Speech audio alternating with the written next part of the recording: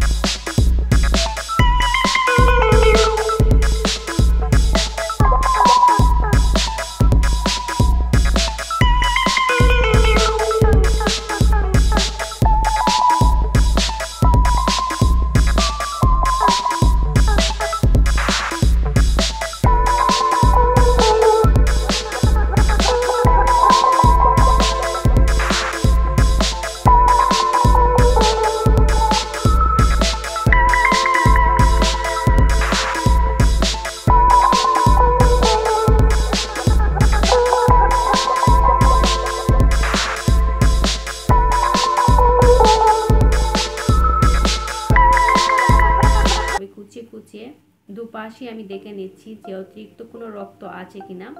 যদি রক্ত থাকে আরো কিছুক্ষণ ভাজতে হবে। দেখতেই পাচ্ছেন দু সাইডে আমি সব দিকে কুচিয়ে দেখাচ্ছি, অতিরিক্ত কোনো রক্ত বের হচ্ছে না, তার মানে আমার তিলিটা ভাজা হয়ে গিয়েছে। অনেকেই তেলে ভাজে, অনেকেই পানি দিয়ে সিদ্ধ করে নেয় তারপর ভাজে। আমি আমার মতোই করে তৈরি করলাম, মায়ের মতো করে। আজকের এই তিল্লি ভর্তার জন্য যা যা লাগবে,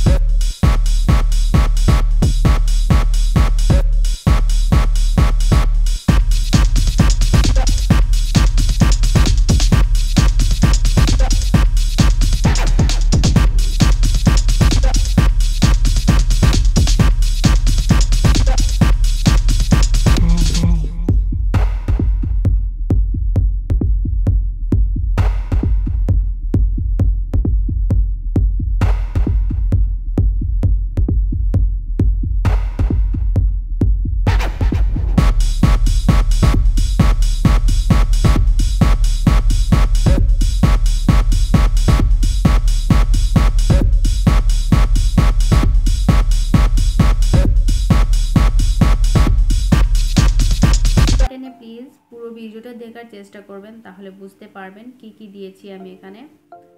তারপর দিয়ে দেব গোলমরিচের গুঁড়ো। আমি আগে দিয়েছি গোলমরিচ, আস্ত গোলমরিচ, এখন দেব গোলমরিচের গুঁড়ো। আর এই গোলমরিচে কিন্তু আর ডালচিনি কিন্তু স্বাদটা বাড়িয়ে দেয় ভর্তাটার। আর লাগবে সরিষার তেল। এখানে আমি 1 টেবিল চামচ সরিষার তেল দিয়ে দিলাম। দিয়ে খুব ভালো করে মাখিয়ে নিতে হবে ভর্তাটা। যত মাখাবে ততই খিদে বেড়ে যাবে। এই ভর্তাটা চেটে খেতে কিন্তু দারুণ হয়, আমার খুবই ভালো লাগে চেটে খেতে। এই যে আমি সবগুলো একসাথে মাখিয়ে নিলাম। আসলে আমি ভয়েস দিচ্ছি, আমি তো মানে এটা খেয়ে নিয়েছি, তারপরও ভয়েস দেওয়ার সময় মনে হচ্ছে আবার খাই। এতটা মজা হয়েছিল, এতটা মানে ইয়ামি হয়েছিল, বলে বোঝানো যাবে না। আর মায়ের হাতের রেসিপি তো সবসময় ভালো হয়, মজার হয়। তো আম্মুর হাতের রেসিপিটা আমি ফলো করে তৈরি করে দেখালাম, আপনাদের সামনে নিয়ে আসলাম। অবশ্যই লাইক শেয়ার কমেন্ট করে জানাবেন আজকে রেসিপিটা কেমন হয়েছে। আর অবশ্যই প্লিজ এই রেসিপিটা বাসায় ট্রাই করবেন। বাসায় ট্রাই করে আমাকে কমেন্ট বক্সে জানাবেন। অপেক্ষায় রইলাম আপনাদের কমেন্টের, যে আপনারা বাসায় তৈরি করে খাওয়ার পর কেমন হয়েছে টেস্টটা। এই রেসিপিটি এই পর্যন্ত, অবশ্যই সাথে আছেন, সঙ্গে আছেন, রেসিপিটি ভালো লেগেছে। তাহলে বন্ধুরা আজকের রেসিপিটি এই পর্যন্ত। ভালো থাকবেন, সুস্থ থাকবেন। কথা হচ্ছে নেক্সট রেসিপিতে। আল্লাহ হাফিজ, আসসালামু আলাইকুম। Thanks for watching. दिल तेरा ही तो है मेरे हद की।